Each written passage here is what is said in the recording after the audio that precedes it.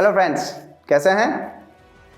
क्या आप अंदाज़ा लगा सकते हैं कि किसी एक इंसान के शब्द कितना इम्पैक्ट कर सकते हैं दुनिया को? हिटलर नाम का एक आदमी आया है इस दुनिया में जिसने अपने शब्दों से अपने देशवासियों के मन में ऐसी आग लगाई जो अल्टीमेटली इतने बड़े वॉर का कारण बनी कि उस वॉर में 5 करोड़ से ज़्यादा जाने गई। आज हम देखेंगे वर्ल्ड वॉर 2 का इतिहास। वर्ल्ड वॉर 2 इतिहास का सबसे विनाशकारी युद्ध माना जाता है। वर्ल्ड वॉर 1 की तुलना में इस युद्ध में एक बात जो प्राइमरीली स्टैंड आउट करती है वो ये कि इस युद्ध में आर्म्ड फोर्सेस के अलावा सिविलियंस की भी जानें भारी संख्या में गई थी। इस युद्ध में दोनों साइड्स के मेजर पार्टिसिपेंट्स कुछ इस प्रकार थे: axis powers Japan, Italy, Germany, और दूसरी साइड अलाइज जिनमें थे UK, US, France, Poland, China. USSR जिसे अभी हम रशिया के नाम से जानते हैं, शुरू में जर्मनी वाले साइड था, पर 1941 में जर्मनी ने कुछ ऐसा किया जिससे उसने साइड बदल लिया और अलाइज वाले साइड हो गया। जर्मनी ने ऐसा क्या किया वो आगे इस वीडियो में देखेंगे। 1919 में वर्ल्ड वॉर 1 के एंड होते ही 2 डजन से अधिक देश फ्रांस में शांति संधि साइन करने के लिए एकत्रित हुए। इस संधि का नाम था ट्रीटी ऑफ वर्साई। सिंपल भाषा में बोलें तो ये कि जो भी सहमति होगी उसके हिसाब से सारे देश बिहेव करेंगे, या और सिंपल भाषा में कहें कि लड़ाई नहीं करेंगे। पर इस बार हमेशा से कुछ अलग हुआ। हारने वाले देशों जिन्हें यूजुअली इस टाइप की संधियों में इनवाइट किया जाता था को इस बार इनवाइट नहीं किया गया। इससे जर्मनी, जो कि हारे हुए देशों में सबसे मजबूत था, बहुत नाराज़ हुआ। अब आते हैं शांति संधि पे। यूएस प्रेसिडेंट वुड्रो विल्सन ने शांति के जो सुझाव दिए उनमें सबसे इम्पोर्टेंट था लीग ऑफ नेशंस नाम की एक संस्था का गठन। विजन ये था कि यह संस्था सामूहिक सुरक्षा इंश्योर करेगी। यह गठित तो हुई, पर यह इंटरनेशनल सिक्योरिटी मेंटेन करने में सुपर फ्लॉप रही। इसमें इंटरेस्टिंगली यूएस ने पार्टिसिपेट ही नहीं किया, जो कि एक बहुत बड़ा कारण था इसके फ्लॉप होने का। ऑल इन ऑल इस संस्था के कमज़ोर होने से ये सिचुएशन बन गई थी कि किसी एक देश द्वारा किसी दूसरे देश पर अटैक्स कम होने के बजाय उल्टे बढ़ने लगे थे। अब आते हैं फ्रांस के प्राइम मिनिस्टर जॉर्जेस क्लेमेंसो द्वारा दिए गए सुझावों पर। जर्मनी फिर से चढ़ाई ना कर दे, ये सोचते हुए उन्होंने पीस के ऐसे पॉइंट्स प्रपोज किए जो पीस वाले कम और पनिशमेंट वाले ज़्यादा लग रहे थे। जैसे वर्ल्ड वॉर 1 के लिए जर्मनी ब्लेम एक्सेप्ट करेगा, अपनी कॉलोनीज को त्यागेगा। कॉलोनी मतलब वह देश या प्रांत जिस पर किसी शक्तिशाली देश का आधिपत्य है, या कहें उपनिवेशित देश। अपनी जल और थल सेना को कम करेगा और वर्ल्ड वॉर 1 के विनर्स को फाइनेंशियल हर्जाना देगा।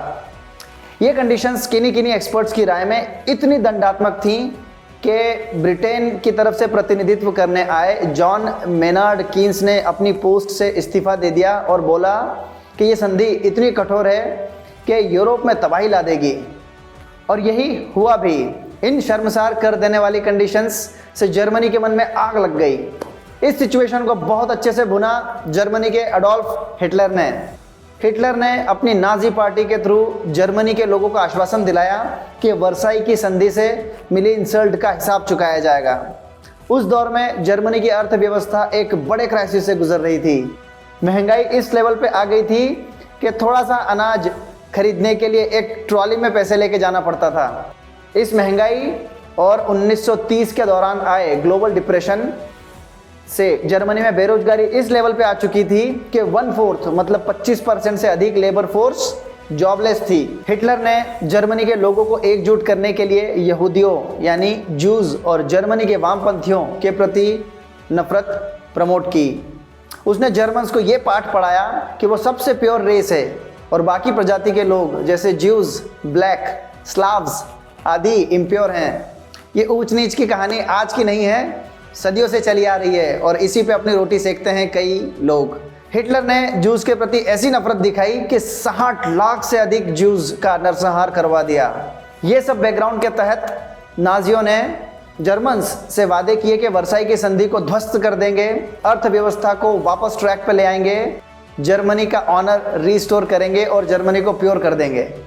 नाजी पार्टी जो 1928 में सिर्फ 3% वोट्स पे थी, इन सब वादों के बाद 44% वोट्स पे आ चुकी थी 1933 में। ये सब बातें वर्ल्ड वॉर 2 का बैकग्राउंड थी। इस युद्ध का एक्चुअल ट्रिगर पॉइंट जो था वो था जर्मनी द्वारा 1939 में पोलैंड पे किया गया अटैक। इस पर पोलैंड के दोस्त फ्रांस और यूके भी युद्ध में कूद पड़े और इन दोनों के जवाब में जर्मनी का दोस्त यूएसएसआर भी युद्ध में आ गया और उसने भी पोलैंड पे अटैक बोल दिया। जर्मनी ने पोलैंड के अलावा और भी कई यूरोपियन देशों पे हमले किए, जैसे चेक रिपब्लिक, सुडेटनलैंड, नॉर्वे आदि। इसके बाद जर्मनी ने बड़ी अजीब हरकत की। इस बात का जिक्र हमने वीडियो के स्टार्ट में किया था।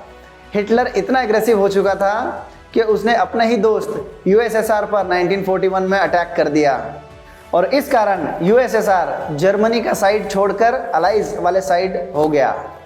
अब आते हैं वर्ल्ड वॉर 2 के अगले सबसे इंपॉर्टेंट मुद्दे पे। जापान का 1941 में यूएस के पर्ल हार्बर पे किया गया एयर अटैक। इस इवेंट से यूएस वैश्विक टकरावों के बीच फिर से आ गया। जहां तक माना जाता है जापान ने यह अटैक एक इंपीरियल पावर बनने के लिए किया था।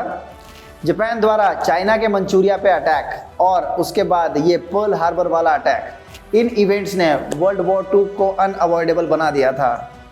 दिसंबर 8, 1941 को यूएस ने जवाब में जापान पे वॉर डिक्लेयर कर दिया, पर्ल हार्बर पे अटैक के जस्ट एक दिन बाद। ये तो ऐसे हुआ कि जापान ने पर्ल हार्बर पे अटैक करके सोए हुए शेर को जगा दिया, क्योंकि वर्ल्ड वॉर 1 के बाद से यूएस वर्ल्ड कॉन्फ्लिक्ट्स से लगभग दूर ही रह रहा था और अपने इंटरनल डेवलपमेंट्स पे ध्यान दे रहा था। लेकिन जापान के उकसाने के बाद वह वर्ल्ड वॉर में फुल फ्लेजेड उतर गया। यूएस के वॉर में इंटर करने के 3 दिन बाद जापान के साथ ही जर्मनी और इटली भी यूएस के अगेंस्ट कूद पड़े। 6 अगस्त 1945 को यूएस ने अपनी ताकत दिखाई और हिरोशिमा पे दुनिया का पहला एटॉमिक बॉम्ब फेंका और उसी के 3 दिन बाद नागासाकी पे दूसरा। टोटल 2 लाख जापानीज लोग सेकंड्स में जल के राख हो गए। यह इतना भयंकर ब्लास्ट था कि माना जाता है कि आज तक रेडिएशन का असर वहाँ की जनरेशन्स पे दिखाई देता है। फाइनली जापान और जर्मनी ने माना कि अब वर्ल्ड स्टेज पे वो इतने पावरफुली स्टैंड नहीं कर पाएंगे एंड इसलिए दोनों ने सरेंडर किया 1945 में एंड उनके सरेंडर करते ही वर्ल्ड वॉर 2 एंड हो गया। ऑल इन ऑल अगर समराइज करें तो हिटलर और जापान की एम्बिशियसनेस, ग्लोबल लेवल पे कोई बैलेंस ऑफ पावर का ना होना और यूएस का वर्ल्ड वॉर 2 के पहले से वर्ल्ड इवेंट्स से दूर रहना, ये सब इवेंट्स थे जिन्होंने वर्ल्ड वॉर 2 करवाया। आशा करते हैं आज का वीडियो आपको यूज़फुल लगा होगा। चलिए बाय बाय।